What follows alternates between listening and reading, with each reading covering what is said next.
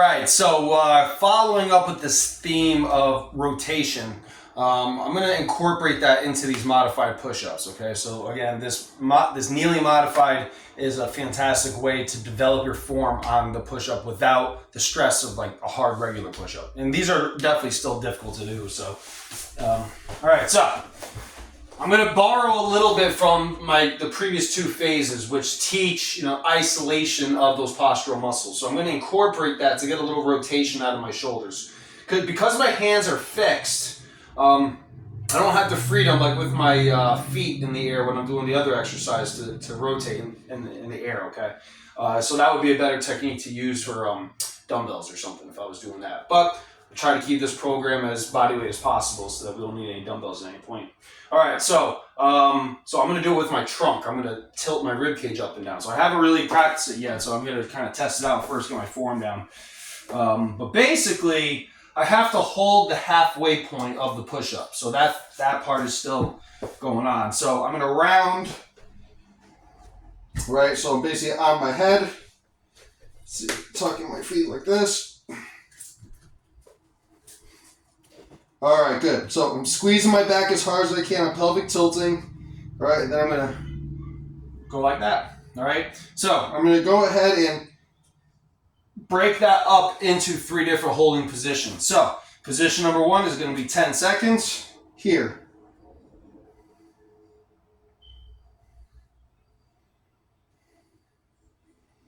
Okay, now I'm going to lift up like halfway, reinforce my back. All right, now I'm going to finish it up. Oh, that feels great. All right, really feel my upper back. My chest is stretching a lot. Whew.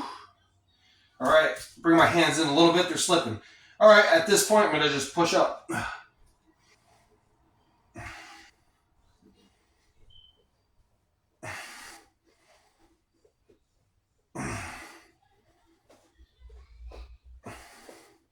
All right, yeah, that felt amazing. Way better than the hips.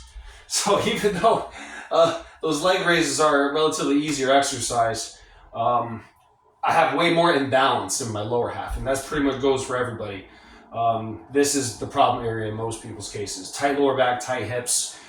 So generally, unless you have a severe hunch in the upper back, our shoulders remain relatively healthy. But this area, just because we're so immobile in our hips just in general in life, sitting and standing and never really opening up the way we move our shoulders, okay? Everybody can move their arms in a really dynamic way, but when it comes to the hips universally, anybody you talk to who doesn't work out at all, especially as they get older, the hips are usually extremely immobile relative to the shoulders, which are usually way more mobile. So that's why those leg lifts are so effective. Again, you don't have to do squats and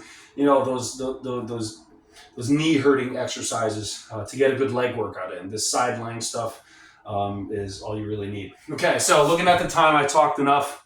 Only 3 in. So I guess what I'll do is I'm going to go ahead and get back into the leg raises. So here we go. All right, and those push-ups felt really good. I could probably go for another round, but all right, I'm going to go ahead. External rotation, holding the leg up, posturing up. Lifting the leg up just to make sure, but turning in a little bit. Posturing up. All right, so now I'm going to turn the knee in. Try to maintain the height, really squeeze my inner thighs.